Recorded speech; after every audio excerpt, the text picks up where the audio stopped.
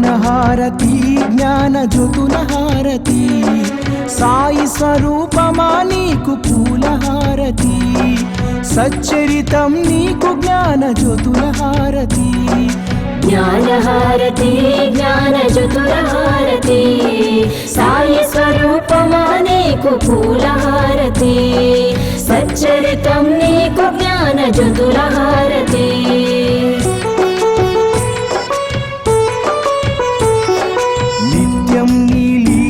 పఠనంలో మేముంటాము నీ మధుర వచనాలతో మైమరచిపోతాము నీ తోడుగా భక్తి ప్రేమలను పెంచుకున్నాము పాలో వెలిగిన జ్ఞాన జ్యోతులతో హారతి జ్ఞానహారతి జ్ఞాన జ్యోతుల హారతి సాయి స్వరూపమా నీకు పూలహారతి సచ్చరితం నీకు జ్ఞాన జ్యోతుల హారతి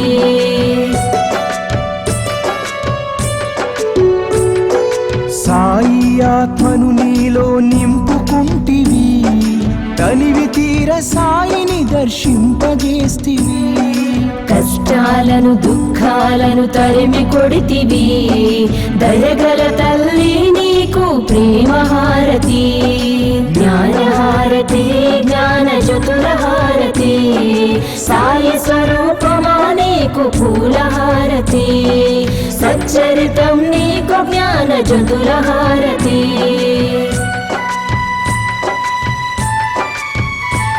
మా కర్మలన్నీ తొలగించి కరుణించినావమ్మ శాంతి సౌఖ్యాలను అందించినావమ్మ జీవన నావను దరి చేర్చిన నీకు కర్పూర హారతితో నీరాజనం జ్ఞానహారతి జ్ఞాన జ్యోతుల హారతి సాయి స్వరూపమా నీకు పూలహారతి సచ్చరితం నీకు జ్ఞాన జ్యోతుల హారతి జ్ఞానహారతి జ్ఞాన జ్యోతుల హారతి సాయి స్వరూపమా నీకు పూలహారతి సచ్చరితం నీకు జ్ఞాన జ్యోతుల హారతి సచ్చరితం నీకు జ్ఞాన జ్యోతుల హారతి సచ్చరితం నీకు జ్ఞాన జ్యోతుల హారతి.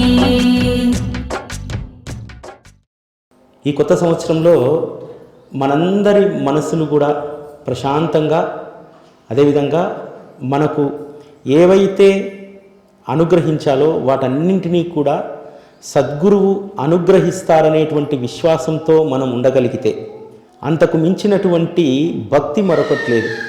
ఈ విధంగా కొత్త సంవత్సరంలో మనందరము కూడా ప్రధానంగా అలవర్చుకోవాల్సింది ఏంటంటే బాబా పట్ల పరిపూర్ణమైనటువంటి విశ్వాసం. ఆయన పాఠశాలలో రెండు విషయాలలో ఆయన శిక్షణ ఇస్తాడు. ఒకటి శ్రద్ధ, రెండవది సహనం. ఈ రెండు మన జీవితానికి చాలా అవసరం.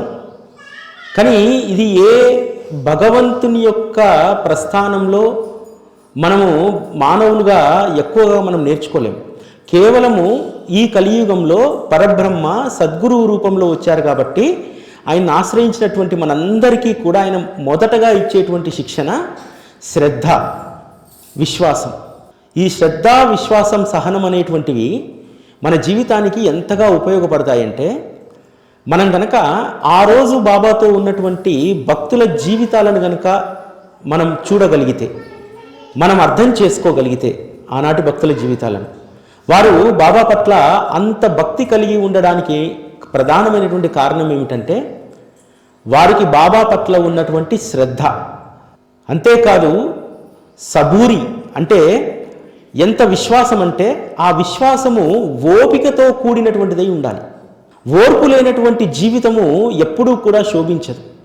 మన జీవితంలో అల్లకల్లోలాలు రావడానికి, అనేక సమస్యలు రావడానికి ప్రధానమైనటువంటిది ఏమిటంటే మనకు ఓర్పు ఉండకపోవడమే. మనము ఓర్పును గనక నేర్చుకోగలిగితే, అది కేవలం సద్గురువు వద్ద మాత్రమే నేర్చుకోగలుగుతాం. ఆ ఓర్పును గనక మనం నేర్చుకోగలిగితే చాలా విషయాల్లో మనం సహనంతో ఉంటాం. తద్వారా మనకు ఆవేశాలు, కోపాలు ఇటువంటివన్నీ కూడా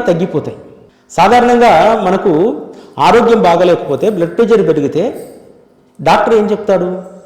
శాంతంగా ఉండడం నేర్చుకోండి, అనవసరమైన విషయాల పట్ల ఆరాటపడవద్దు, అనవసరంగా ఆలోచించవద్దు, ప్రతి దాంట్లో కూడా ఓపిక ఉండాలి, నేను ఇచ్చేటువంటి మందు బిళ్ళల కంటే కూడా మీరు ఉండేటువంటి స్థితే మీ ఆరోగ్యాన్ని కాపాడుతుంది అని అంటారు. బాబా దగ్గరికి వచ్చి మనము కేవలము మనకు కావలసినటువంటి లౌకిక అవసరాలు మాత్రమే పొందాం. ప్రధానంగా పొందేది ఏంటంటే మన జీవితం చాలా సాఫీగా గడిచిపోవడానికి అనవసరమైనటువంటి హై బీపీలు, అదేవిధంగా దేనికోసమో తప్పించిపోయి వచ్చేటువంటి లో బీపీలు, ఇవన్నీ కూడా బాబా దగ్గర మనము అన్నింటినీ కూడా పూర్తిగా తొలగించుకోవచ్చు. శ్రీ సాయిబాబా అంటే కేవలం దైవం మాత్రమే కాదు, మన జీవన గమనం ముందుకు వెళ్ళడానికి మనం ఎలా ఉండాలి, ఎలా జీవించాలనేటువంటిది ఆయన నేర్పిస్తారు. మనకు శ్రద్ధ అనేటువంటి దాన్ని అలవాటు చేసుకున్నాం అనుకోండి, ఆ శ్రద్ధ కేవలం భక్తిలో మాత్రమే కాదు, మనం చేసేటువంటి ఇంటి పనుల్లో దగ్గర నుంచి మనం చేసేటువంటి ఉద్యోగాలు, మనం చేసేటువంటి వ్యాపారాలు అన్నింటిలో కూడా ఆ శ్రద్ధను, అంటే ఒకదానిపైనే మనం మనస్సును నిశ్చలం చేసుకోగలిగితే మన జీవితం అత్యద్భుతంగా ఉంటుంది. శ్రద్ధ లేకుండా ఏదో చేశామంటే చేశాం, లేకపోతే ఏదో ఈ రోజుకు ఉద్యోగం అయిపోయింది, ఇంతటితో నా బాధ్యత అయిపోయింది అనేటువంటి వారికి ఎందులో కూడా తృప్తి ఉండదు. శ్రద్ధతో గనక మనం ఉంటే ఆత్మతృప్తి మనకు కలుగుతుంది. అంతేకాదు ఓర్పును గనక మనం అలవాటు చేసుకుంటే సమాజంలో మనము మంచి పేరును మనం తెచ్చుకుంటాం. చాలా మట్టుకు మనకు వచ్చేటువంటిది కోపాన్ని అణుచుకోవడానికి ప్రధానమైనటువంటి సూత్రం ఓర్పు. అంతేకాదు మనకు సమస్యలు వచ్చినప్పుడు ఎంత ఓర్పుతో ఉంటే అంత గొప్ప ఫలితం దక్కుతుంది. పరీక్షలు, జీవితంలో సమస్యలు అనేటువంటివి చాలా సర్వసాధారణంగా అందరికి వచ్చేటువంటివి. అవి వచ్చినటువంటి సందర్భంలో మనం ఎంత ఓర్పుతో ఉంటే అంత మధురమైనటువంటి ఫలితాన్ని ఇస్తుంది. ఎందుకంటే సంతోషంతో కూడినటువంటి ఓర్పు, మనకైనా సమస్య వస్తే దాన్నే తలుచుకొని బాధపడి రోజు దాన్నే తలుచుకుంటే మన జీవితంలో దుఃఖం మాత్రమే ఉంటుంది. కానీ నా సద్గురువు నన్ను ఇందులో నుంచి బయటపడేస్తారు, సంతోషంగా నేను ఉండగలిగితే, సంతోషంతో కూడినటువంటి ఓర్పుతో, నా కర్మానుసారం ఈ బాధ వచ్చింది, ఈ కష్టం వచ్చింది, నేను అనుభవించాలి అని చెప్పి సంతోషంతో కూడినటువంటి ఓర్పుతో ఉన్నామనుకోండి, మధురమైనటువంటి ఫలితాన్ని ఇస్తాడు. కాబట్టి బాబా దగ్గర మనం ఎప్పుడూ కూడా ఈ 2 సూత్రాలను మనం నేర్చుకోవడానికి ప్రయత్నం చేయాలి. ఒకటి శ్రద్ధ, 2 సంతోషంతో కూడినటువంటి ఓర్పు. ఈ 2 బాబా పైన బలమైనటువంటి విశ్వాసాన్ని పెంచుతాయి. ఆ రోజు బాబా దగ్గరికి వచ్చినటువంటి వాళ్ళ జీవితాలను ఒక్కసారి మనం చూసినట్టయితే, బాబాకు హారతి చేసినటువంటి మేఘ ఒక అనాథ, ఎవ్వరూ లేరు, బ్రాహ్మణుడు, అందులో సంధ్యావందనం కూడా రాదు. అతను సాటే అనేటువంటి ఒక డిప్యూటీ కలెక్టర్ దగ్గర తను ఒక వంటవాడిగా చేరితే సాటే అతనికి సంధ్యావందనం, శివపంచాక్షరి వీటన్నింటిని కూడా నేర్పిస్తాడు. అవి నేర్పించాడు కాబట్టి ఎవరైనా సరే మనకు విద్య నేర్పిస్తే వారిని గురువుగా భావిస్తాం కదా. మేఘ కూడా సాటేను గురువుగా భావించాడు. మేఘాలో ఉన్నటువంటి భక్తిని చూసినటువంటి సాటే, నువ్వు ఇక్కడికంటే కూడా షిరిడీకి వెళ్ళు, షిరిడీలో శ్రీ సాయిబాబాను సేవించుకో, వారు నిన్ను ఆదరిస్తారు, నిన్ను కన్నబిడ్డవలే చూసుకుంటారు అని చెప్తే మొదట షిరిడీకి వచ్చినటువంటి మేఘ బాబా ఒక ముసల్మాన్ అనేటువంటి దాంతో ఆ భావనతోటి ఉండడంతో బాబా ఈ వెధవని ఇక్కడి నుంచి తరిమేయండి, వీడి యొక్క అగ్రకులత్వం నాశనం అయిపోతుంది, ఇక్కడ ఉంటే వీడు నిష్ఠాగరిష్ఠుడు, ఇక్కడ వీడికి ఏం పని అంటే వెళ్ళి నాసిక్ వెళ్ళి చాలా రోజులు అక్కడ ఉన్న తర్వాత మళ్ళీ బాబా పైన ప్రేమతోటి షిరిడీకి వస్తారు. ఎప్పుడైతే 2వసారి ప్రేమతో వచ్చాడో అప్పటి నుంచి బాబా హక్కున చేర్చుకున్నాడు. మనందరం కూడా రేపు 14వ తేదీ మకర సంక్రాంతి చేసుకుంటాం కదా. మకర సంక్రాంతి రోజు ఒక ఆలోచన వస్తుంది మేగుడికి. ఏంటంటే తన గురువైనటువంటి హరివినాయక్ సాటే ప్రధానంగా ఎందుకు పంపించాడు మేగుణ్ణి అంటే, మేఘ నాకు ఒక కోరిక ఉంది, అది తీరనటువంటి కోరిక, దానికి నేను ప్రతిపాదిస్తే నా సద్గురువు అంగీకరించడు, కానీ నువ్వు ఆయనకు సేవ చేసి మెప్పించి ఆయన వాడుగా నువ్వు ఆయన మనస్సులో పడితే నువ్వు అడిగితే తప్పకుండా చేస్తాడు మేఘ. నాకు ఒకే ఒక కోరిక ఏమిటో తెలుసా, బాబాకు గంగోదకంతో అభిషేకం చెయ్యాలి. బాబాకు హారతులు జరుగుతున్నాయి, పూజ జరుగుతుంది, పాద పూజ జరుగుతుంది, అన్నీ జరుగుతున్నాయి. కానీ నీకు నాకు శివుడంటే ఎంతో ఇష్టం కదా, నేను కూడా బాబాను శంకరునిగానే భావిస్తాను, నీ ఉపాసనా దైవం కూడా శంకరుడే, కాబట్టి నువ్వు వెళ్ళి ఎలాగైనా బాబాను ఒప్పించి బాబాకు గంగోదకంతో అభిషేకం చెయ్యి అని అంటారు. చాలా రోజులుగా మేఘా ప్రయత్నం చేస్తూ ఉంటాడు. కానీ బాబాను అడగాలంటే భయం. బాబా ఒక్కసారి దేన్నైనా కాదు అనంటే దానికి మళ్ళీ అనుమతి ఉండదు, అదే ఇంకా వేదవాక్కు. అందుకని మేఘుడు బాబా దగ్గరికి వచ్చిన తర్వాత 1911లో తాత్యాసాహెబ్ నూల్కర్ మరణిస్తాడు. తాత్యాసాహెబ్ నూల్కర్ బాబాకు తొలి హారతి ఇచ్చేటువంటి వారు. ఆ నూల్కర్ మరణించిన తర్వాత బాబా తనకు హారతి ఇచ్చేటువంటి అవకాశాన్ని, అదేవిధంగా షిరిడీలో ఉన్నటువంటి మహదేవ్ శని గణపతి ఆలయాల్లో, ఖండోబా ఆలయాల్లో దీపధూప నైవేద్యాలు సమర్పించేటువంటి అవకాశాన్ని మేఘుడికి ఇస్తాడు. మేఘుడు ప్రతిరోజు కూడా అన్ని ఆలయాల్లో దీపధూప నైవేద్యాలు పెట్టి ఆ తర్వాత బాబాకు మధ్యాహ్నం హారతి చేయడానికి వచ్చేటువంటి వాడు. మేఘుడి యొక్క గొప్పతనం ఏమిటో తెలుసా? మేఘుడు ఎప్పుడూ కూడా బాబాను సాయి శంకర, సాయి శంకర అని చెప్పి పిలిచేటువంటి వారు, ఆ నామాన్నే స్మరించేటువంటి వారు. కాబట్టి తన సాయి శంకరుడు అక్కడ కొలువైనప్పుడు ద్వారకామయిలో ఆ పూజా విధానం కూడా శంకరుని చేసినట్టే ఉండేది. షిరిడీలో ఆ రోజుల్లో చుట్టుపక్కల ఎక్కడా కూడా బిల్వపత్రి ఉండేది కాదు. ఆ బిల్వపత్రి కోసము రోజు కిలోమీటర్న్నర వెళ్ళి బిల్వపత్రాలను తీసుకొచ్చి బాబా హారతి చేసేటువంటి సమయంలో ఆ బిల్వపత్రాలతో బాబాను పూజించేటువంటి వాడు. చాలామంది అడుగుతారు, మేఘా ప్రతిరోజు కిలోమీటర్న్నర పోయి తీసుకొస్తున్నావు, అవసరమా? 3 రోజులకోసారి 4 రోజులకోసారి పోయి తెచ్చుకొని ఆ వాటితోటే 3-4 రోజులు పూజ చేయొచ్చు కదా, ఎందుకు నీకు ఇంత శ్రమ అని అడుగుతారు. లేదు లేదు, శంకరుడికి స్వచ్ఛమైనటువంటి ఆ రోజు తెంపినటువంటి బిల్వాన్నే నేను పెట్టాలి, ఇది నాకు కష్టం కాదు. నేను వెళ్తున్నప్పుడు వస్తున్నప్పుడు ఆ సాయి శంకరుడి యొక్క నామధ్యాసలో ఉంటాను, అందుకని నాకు ఇదేమీ కూడా పెద్ద కష్టం కావట్లేదని అంటారు. ఆ విధంగా ఏ రోజు కూడా ఆరోగ్యం బాగలేకపోయినా, చల్లటి చలిలోనైనా సరే, ఎంత వర్షం వస్తున్నా సరే మేఘుడు బిల్వపత్రి లేకుండా బాబాకు హారతి ఇచ్చేటువంటి వారు కాదు. అంతేకాదు, బాబాకు హారతి ఇచ్చేటప్పుడు మేఘుడు ఒంటి కాలుపైన నిల్చొని హారతి ఇచ్చేవారు. కాశీలో ఎట్లయితే గంగకు హారతి, శివుడికి హారతి ఇచ్చేటప్పుడు అనేక మంది సాధువులు ఒంటి కాలుపైన నిల్చొని ఎట్లా ఇచ్చేవారు. ఇక్కడ కమిటెడ్ చూడండి, శ్రద్ధ. ఎంత శ్రద్ధ ఉంటే ప్రతిరోజు వెళ్ళి బిల్వాన్ని తీసుకురావాలి, ప్రతిరోజు ఒంటి కాలుతోటి హారతి ఇవ్వాలి. మరి అంత శ్రద్ధాభక్తి ఉన్నటువంటి మేఘుడు కోరినటువంటి కోరికను బాబా కాదంటాడా? ఒకరోజు 1911 బాబాకు హారతి ఇవ్వడం ప్రారంభమైన తర్వాత మకర సంక్రాంతి వస్తుంది. ఆ రోజు బాబాను అడుగుతాడు, బాబా ఈరోజు ఎంతో శుభప్రదమైనటువంటిది, మకర సంక్రాంతి శంకరుడికి అత్యంత ప్రీతికరమైనటువంటిది, మీరే నా సాయి శంకరులు, కాబట్టి మీకు ఈరోజు అభిషేకం చేసేటువంటి అవకాశాన్ని ఇవ్వాలి అని అంటారు. ఎందుకు మేఘా, నాకెందుకు, శంకరుడికి చేసుకో, శంకరుడికి చేసుకుంటే నీకు పుణ్యం వస్తుంది. లేదు బాబా, మీరే నా శంకరుడు, నేను ఉదయాన్నే వెళ్తున్నాను, గంగను తీసుకొస్తానని చెప్పి దాదాపు 3 క్రోసుల దూరం ఉన్నటువంటి గంగ ప్రవహించేటువంటి, ఆ రోజు గోదావరిని కూడా బాబా గంగా అనేటువంటి వారు.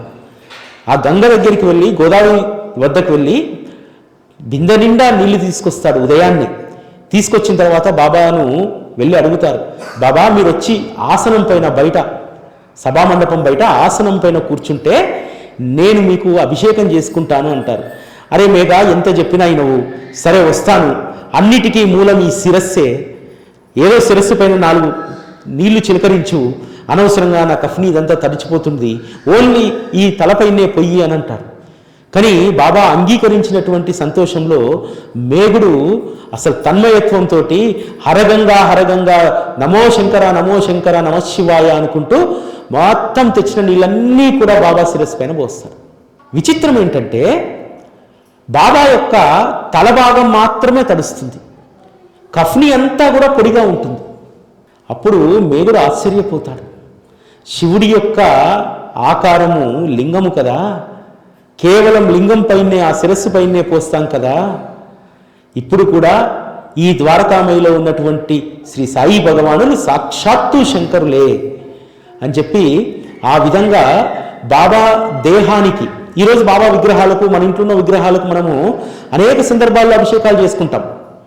బాబాకు ఇప్పటికీ కోట్ల మంది భక్తులు ఉన్నారు.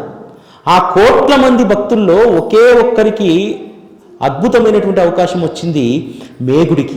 ఇంకెవరూ చేయలే బాబా. ఫస్ట్ అండ్ లాస్ట్ బాబా దేహానికి అభిషేకం, అది కూడా మకర సంక్రాంతి రోజు. ఒక్కొక్కసారి అనిపిస్తూ ఉంటుంది, మామూలుగా భోగి రోజు భోగిపళ్ళు పోసుకుంటాం పిల్లలకు, అదేవిధంగా మకర సంక్రాంతి రోజు అభిషేకాలు చేయిస్తాం శివుడికి. అదేవిధంగా బాబాకు కూడా, ఎందుకంటే బాబా మనం ఎలా భావిస్తే అలా ఉంటారు కాబట్టి మకర సంక్రాంతి రోజు ఎవరైతే బాబాకు అభిషేకం చేసుకుంటారో, మీ ఇంట్లో ఉన్నటువంటి చిన్న విగ్రహమైనా సరే చేసుకోండి. మేగుడికి గొప్ప అవకాశం ఇచ్చినటువంటి రోజు బాబా, ఇంకెవరికీ ఇవ్వలేదు. దానికి ప్రాతిపదిక ఏమిటి? ఎందుకోసం ఇచ్చాడు మేగుడికి? మేగుడికి ఉన్నటువంటి శ్రద్ధ, సహనం, ఒక అమాయకమైనటువంటి భక్తి.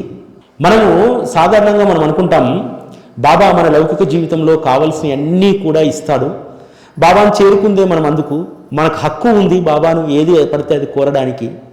ఆయన కూడా ఏం చేస్తాడంటే, ఆయన ఉండడానికి ఆ తండ్రిలాగా అక్కడ ఉంటాడు, కానీ ఆయన మనస్సు మాతృస్వరూపం లాంటిది. తల్లి ఏం చేస్తుంది, కొన్ని సందర్భాల్లో బిడ్డకు బాగా జలుబు చేసినా సరే, దగ్గులేసినా సరే, వాడు 5 స్టార్ కావాలని మారం చేస్తూ ఉంటే, కానీ ఆ 5 స్టార్ ఇవ్వడం వల్ల వాడికి ఇబ్బందే, మళ్ళీ జలుబు ఎక్కువైతుంది, దగ్గు ఎక్కువైతుంది. కానీ తల్లి ప్రేమ ఏంటంటే, బిడ్డ అడిగేటువంటి దాన్ని ఇవ్వకుండా తల్లి ఉండలేదు, అదొక పెద్ద సమస్య తల్లికి. బాబా కూడా అంతే. బాబాను మనం ఏది అడిగినా, కొంత ఆలస్యమైనా సరే ఎందుకు ఇస్తాడంటే, తన బిడ్డ ఎప్పుడూ రోధిస్తూ ఉండడం, బాధతో ఉండడం బాబాకి ఇష్టం ఉండదు, అందుకనే ఇస్తూ ఉంటాడు. అయితే బాబా ఇచ్చాడు కదా, ఇది బాబా అనుగ్రహం వల్లనే నాకు లభించింది కదా, కాబట్టి ఇది బాబా నాతో ప్రేమతో ఇచ్చారు అని చెప్పి మనం అనుకుంటాం. కానీ కొన్ని రోజుల తర్వాత ఏంటంటే, ఆయన ఇచ్చిన అనుగ్రహం వల్ల మనం కొంత బాధపడుతూ ఉండవచ్చు. అప్పు చేస్తాము, ఇల్లు కొనుక్కుంటాము, బాబాని అడుగుతాం, ఎట్లయినా సరే బాబా ఇల్లిప్పి అని అడుగుతాం, ఇల్లు ఇస్తాడు. కానీ తర్వాత నీవు దానికి సంబంధించినటువంటి బాకీ చెల్లించకపోతే, ఆ ఇల్లు జారిపోతే మళ్ళీ మనం బాబాని అడుగుతాం, బాబా నీ అనుగ్రహం వల్లనే వచ్చింది కదా, ఎందుకు మళ్ళీ నాకు ఇల్లు లేకుండా పోయింది అడుగుతాం బాబాను. ఎందుకు ఇచ్చింది, ఎందుకు పోయింది అనేటువంటి దాన్ని మనమే బేరీజు వేసుకోవాలి. అడగ్గా ఇచ్చాడు కదా, ఇవ్వకపోతే నువ్వు ఊరుకుంటావా? సరే ఇచ్చాడు, ఇచ్చిన తర్వాత ఆ కర్మానుసారం అనుభవించాల్సింది మనమే అనుభవించాలి, దానికి బాబా బాధ్యుడు కాదు. మనం బాబాను బాధ్యుని చేయొద్దు. బాబా మనకి ఇచ్చినటువంటి అనుగ్రహం చేయి జారింది అనుకోండి, అది బాబా తప్పు కాదు, మన తప్పది. మనకు ఆ అర్హత లేకున్నా అడిగి తీసుకున్నాము, ఆ తర్వాత అది కోల్పోయాము, అది ఎవరి? మన కర్మనే అది. మనకు ఆ అర్హత లేకపోయినా తల్లిని పిల్లవాడు చాక్లెట్ అడిగినట్టు దగ్గు జలుబు ఉన్నప్పుడు అట్లనే మనం అడిగాము, అర్హత లేకున్నా ఇచ్చాడు, చేజారిపోయింది, అది మన కర్మఫలం. కాబట్టి బాబా ఇచ్చేటువంటిది ఎట్లా ఉండాలంటే, అది అత్యద్భుతమైనది అయి ఉండాలి. ఇంకొకటి ఏంటంటే, బాబా మనకు అత్యద్భుతమైనటువంటి ఇవ్వడానికే ఆయన చూస్తూ ఉంటారు. ఇక్కడ 2 ఉంటాయి, ఒకటి ప్రియమైనటువంటిది, ఇంకోటి శ్రేయస్కరమైనటువంటిది.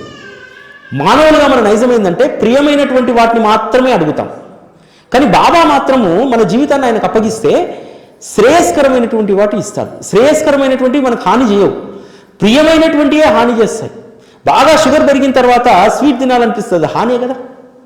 బాబాను కూడా మనం అలానే అడుగుతాం, బాబా నాకు ఇదివ్వు ఇదివ్వు అని చెప్పి అడుగుతాం. అవి మనకు హాని కలిగించేటువంటి అని చెప్పి మనకు తెలియవు, బాబాకు తెలుసు. కానీ బాబానే నీ ఇష్టం బాబా, నా జీవితం నువ్వు ఏదైనా అనుగ్రహించు అంటే మనకు శ్రేయస్కరమైనటువంటి వాటిని బాబా అనుగ్రహిస్తాడు. బాబా అనుగ్రహంలో ఇటువంటి దాన్ని మనం బాగా గుర్తుపెట్టుకోవాలి. అదేవిధంగా మేగుడు అంత అమాయకమైనటువంటి భక్తి కలిగినటువంటి వాడు కదా. మేగుడికి ఎవరిపైన ఎక్కువ మక్కువ? శివుడిపైన మక్కువ కదా.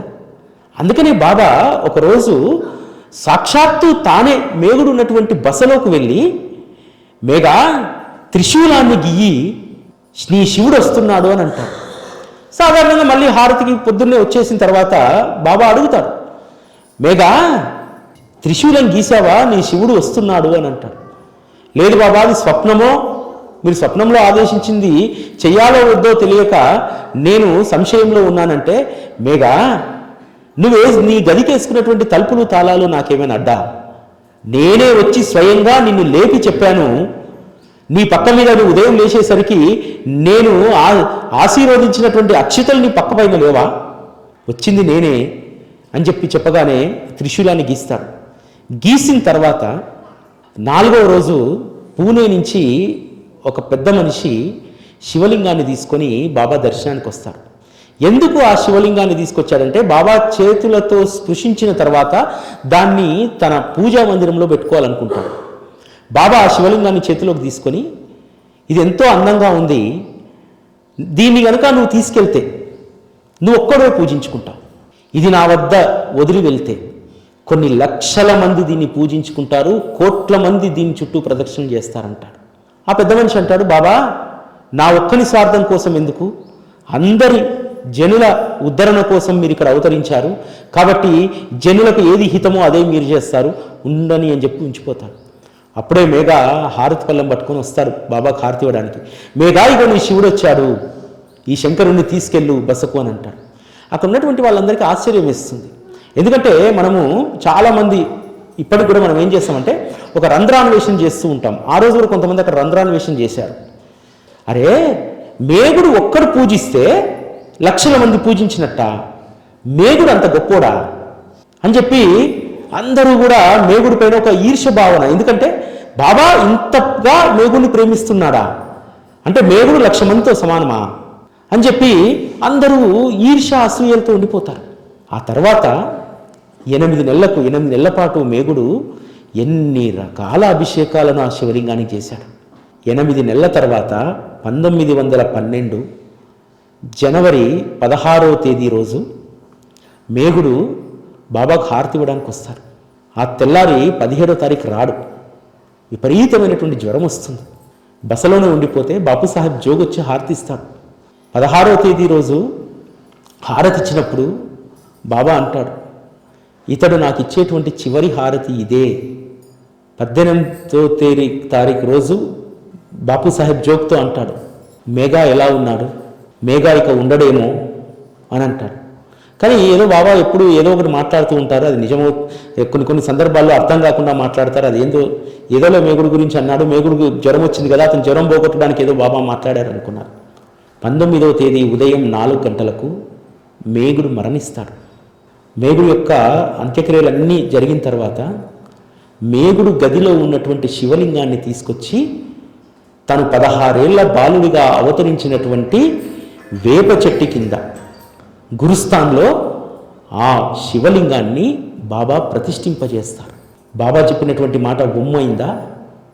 ఈరోజు షిర్డీకి వెళ్తే ఎన్ని వేల మంది ప్రతిరోజు గురుస్థాన్ చుట్టూ ప్రదక్షిణ చేస్తారు, ఎన్ని కోట్ల మంది ఇప్పటికీ ఆ శివలింగానికి నమస్కారం చేసి ఆ శివుడి యొక్క అనుగ్రహాన్ని పొంది ఉంటారు. బాబా అన్నారు కదా, నువ్వు తీసుకెళ్తే ఒక్కడవే పూజించుకుంటావు, దీన్ని ఇక్కడ వదిలి వెళ్ళి వేసిపోతే కొన్ని లక్షల మంది దీన్ని పూజించుకుంటారని చెప్పి ఈరోజుకి అది వాస్తవమైంది. మేఘుడి పట్ల బాబాకు ఎంత ప్రేమ అంటే, మేఘుడు ఎప్పుడూ కూడా బసలో అందరితో అనేటువంటి వారట, అయ్యా మీకంటే భార్య ఉన్నారు, బిడ్డలు ఉన్నారు, కొడుకులు ఉన్నారు, అందరూ ఉన్నారు, మీరు పోతే వాళ్ళందరూ కూడా మీ దేహం చుట్టూ చేరి మీ దేహం పైన చేతులు జాచి ఏడుస్తారు. చివరికి శ్మశానానికి పోయిన తర్వాత చెవిలో పేరు చెప్పి పిలుస్తారు, నాకెవ్వరూ లేరే, నా అంతిమ ఘడియ ఎలా గడుస్తుంది అని చెప్పి చాలామంది దగ్గర బాధపడేవారట మేఘ. కానీ మేఘ మరణించినాడనేటువంటి విషయం తెలిసిన తర్వాత బాబా దీక్షిత్వాడకు వెళ్ళి మేఘుడు దేహం పైన 2 చేతులు చాచి, నా మేఘా వెళ్ళిపోయావా అని కన్నీరు పెట్టుకుంటాడట బాబా. మామూలు మనిషిలాగా మేఘుడు దేహంతో పాటు శ్మశానానికి వెళ్ళి చివరిగా మేఘుడు చెవులో మేఘా వెళ్ళిపోతున్నావా అని చెప్పి బాబా చెప్పారట. అంటే భక్తుడి యొక్క మనస్సును, భక్తుడి యొక్క ఆకాంక్ష, ఈ చిన్న ఆకాంక్షను కూడా బాబా తీర్చాడు కదా. నిజంగా ఈరోజు ఎంతమంది ప్రేమతోటి మన అంతిమ గడియల్లో మనతోటి ఉంటారు. ఒక్క బాబానే ఉంటారు. మనం నమ్ముకోవాల్సింది అదే. నిజంగా చివరి గడియల్లో మనకు సంతోషాన్ని, ఆనందాన్ని ఇచ్చేటువంటిది ఆయన్నే. నన్ను ఒక అమ్మ అడిగింది ఒక 3 సంవత్సరాల క్రితం, నాయనా అనిల్, నేను వెళ్ళిపోయేటువంటి సందర్భంలో మా వాళ్ళు ఫోన్ చేస్తారు నీకు, చివరి గడియలో నాకు వచ్చి మేఘా కథ చెప్తావా అని అడిగింది. నాకు అప్పుడు అర్థం కాలేదు. తర్వాత అర్థమైంది. మేఘా కథ చెప్తున్నప్పుడు ఆమె ఆ రోజు దృశ్యాన్ని ఊహించుకుంటుంది. బాబా కూడా చివరి గడియల్లో నా దేహం పైన చేతులు చాచి అదృశ్యంగా వచ్చి ఖచ్చితంగా ఆయన నా దేహం పైన చేతులు చాచి అమ్మా వెళ్ళిపోయావా అని అంటాడు అని అంది. నేను అన్నా, అమ్మా అప్పుడే మీకు అటువంటి స్థితి రాదమ్మా, వచ్చిన రోజు నేనే వచ్చి మేఘా కథ చదువుతానని చెప్పాను. నేనే చెప్తా మేఘా కథ. అంతిమ గడియల్లో సచ్చరితలో ఉన్నటువంటి ఈ ఒక్క మేఘా కథను గుర్తుపెట్టుకుంటే చాలు. అంతిమ గడియల్లో మనకు సద్గతిని సద్గురు ప్రాప్తింపజేస్తారనడానికి మేఘా కథ ఒక నిదర్శనం. ఎందుకంటే అనుబంధాలు చెదిరిపోతున్నటువంటి సమయంలో నా అనేటువంటి వాళ్ళు ఎక్కడో ఉండిపోతారు. చివరి గడియల్లో ఎవరి బాధలో వాళ్ళు ఉంటారు. కానీ చివరిగా మనం ఆయన స్మరణలో ఉంటే ఆయనే వస్తాడు. వచ్చి నా బిడ్డ వెళ్ళిపోతుంది, నా బిడ్డడు వెళ్ళిపోతున్నాడు అనేటువంటి దాంతో సంతోషంగా మనల్ని చివరి మజిలీలో సాగనంపేటువంటి వారు కూడా సద్గురువే. ఎందుకంటే సచ్చరితలో ఉన్నటువంటి ఇవన్నీ కూడా ఆ రోజు బాబాను ఆశ్రయించినటువంటి భక్తులు వారికి ఉన్నటువంటి అనుభవాలన్నీ కూడా మనకు గొప్ప జీవిత పాఠాలు. ఇవి మనకు ఎప్పుడు ఎలా మనం ఉండాలి, దేనిని మనం స్వీకరించాలి, దేనిని స్వీకరించకూడదు అనేటువంటిది బాబా మార్గంలో మనందరము కూడా ఇటువంటి పాఠాలను మనం నేర్చుకోవాలి. ఈరోజు మేగుడు కథ చెప్పినప్పుడు మీరు ఎంత ఎమోషన్గా ఉన్నారో ఇక్కడ గుండు పిన్నేస్తే శబ్దం కూడా రాదు, అంత ఎమోషన్ కనెక్టివిటీ ఈరోజు మీకు వచ్చింది కదా ఇక్కడ. అంటే భగవంతునితో మేగుడిలాగా మనం ఉండగలిగితే, మేగుడుకున్నటువంటి శ్రద్ధాభక్తి, మేగుడు ఆ రోజు ఆరాటపడ్డాడు, కానీ ఈరోజు మనం ఆరాటపడాల్సిన అవసరం లేదు. నా అంతిమ గడియల్లో నాతో తోడు ఎవరు ఉంటారని చెప్పి, నీ కంఠంలో సాయి అనేటువంటి నామం ఉన్నన్ని రోజులు ఆయన నీతోటే ఉంటారు. అంతిమ గడియల్లో కూడా ఆయన నామాన్నే మన గొంతులో పెట్టుకోగలిగితే ఖచ్చితంగా మేగుడి వలనే మనల్ని సాగనంపుతాడు. అది సత్యం. ఇంతకు మించినటువంటి సత్యం ఇంకొకటి లేదు. ఎందుకంటే మనుషులుగా పుడతాం, ఎవరి ఉపాధులు, ఎవరి జీవితాలు, ఎవరి వ్యాపారాలు ఎవరి వాళ్ళే. కానీ అత్యంత కీలకమైనటువంటిది చివరి గడియల్లో మనం ఎవరి ధ్యాసలో ఉండాలనేటువంటిది ఈ క్షణమే మనం నిర్ణయించుకోవాలి. ఈ క్షణం నిర్ణయించుకొని దాన్నే బలంగా పట్టుకొని చివరి గడియ వరకు దాన్ని గుర్తుపెట్టుకుంటే మేగుడికి కలిగినటువంటి అదృష్టం మనకు కూడా కలుగుతుంది. కాబట్టి ఆయన దగ్గర అంత భక్తితోటి, అంత శ్రద్ధతోటి మనం ఉంటే మేగుడి వలె మనం కూడా ఆయన యొక్క మనస్సులో మనం ఉండిపోతాం. మనం అనుకుంటాం ఏదో ఒక పని చేస్తే, ఇంకోటి చేస్తే, చాలా మట్టుకు మన జీవితంలో చాలా 100% ఏం చేస్తామంటే ఎవరో మెప్పు కోసం పనులు చేస్తూ ఉంటాం. మనం భర్త మెచ్చుకోవాలని భార్య, భార్య మెచ్చుకోవాలని భర్త, కొడుకు మెచ్చుకోవాలని తండ్రి, ఇలా అనేక రకాల వారిని, మన బంధాలను సాటిస్ఫై చేయడానికి, వారి మెప్పు పొందడానికి అనేకం చేస్తూ ఉంటాం కదా. మరి ఆయన మెప్పు పొందడానికి మనం ఏమైనా చేశామా లేదా? మనం మెప్పు పొందాల్సింది ఆయన్ని, ఆయన దగ్గరే. ఇతరత్రా ఇప్పుడు భార్య భర్త మెప్పు పొందడానికి ప్రతిరోజు పరితపించాలి. రోజు కొత్తే. ఈ రిలేషన్స్ అన్నింటిలో కూడా అట్లే ఉంటుంది. రోజు కొత్తే. ఏ ఒక్క రోజు అది డిస్కనెక్ట్ అయినా మన పట్ల అసంతృప్తి కలుగుతుంది. కానీ ఒక్కసారి ఆయన పట్ల అనురాగాన్ని పెంచుకొని ఆయనను కనుక మనం మెప్పించగలిగితే దెర్ ఈజ్ నో డిస్కనెక్షన్. అసలు డిస్కనెక్షన్ అనేది ఉండదు అక్కడ. ఇక్కడ ఎప్పుడు రోజు డిస్కనెక్షన్సే ఇక్కడ. ఎందుకంటే మనుషులు మనం ఎవరిని సాటిస్ఫై చేయలేం. ఒక్క ఆయనని సాటిస్ఫై చేస్తే నువ్వు ప్రపంచాన్ని సాటిస్ఫై చేసినట్టు. ఆయనని సాటిస్ఫై చేసేటువంటి విధంగా మన జీవితాలను మనం మార్చుకోవాలి. అటువంటి జీవితాలను ఇవ్వడం కూడా ఆయన అనుగ్రహమే. అటువంటి ఆలోచన, అటువంటి బుద్ధి ఇవ్వాలన్నా ఆయనే ఇవ్వాలి, మళ్ళీ మనకు రాదు. కాబట్టి దానికోసం ఆయనని ప్రతిరోజు అడుగుతూ ఉందాం. శ్రీ సచ్చిదానంద సద్గురు సాయినాథ్ మహారాజ్ కీ జై.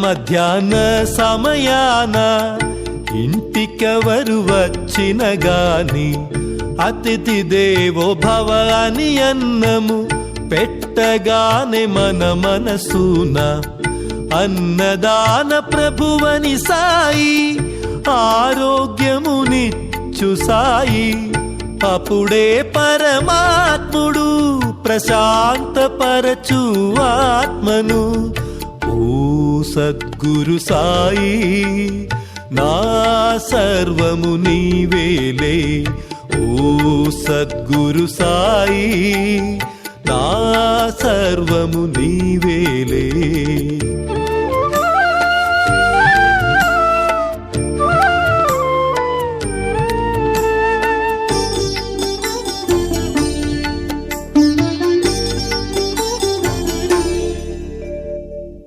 సాయీశుడు స్వయముగా తాను సరుకులన్నీ తెచ్చుకొని వంట కూడా తానే చేస్తూ ఉడికిందో లేదోనని వేడి వేడి డేకిసాలో చేయి పెట్టి కలిపి మరి అంతుబట్టని రుచులతో కుమకుమలాడే మసీదు ఓ సద్గురు సాయి నా సర్వము నీవేలే ఓ సద్గురు సాయి నా సర్వము నీవేలే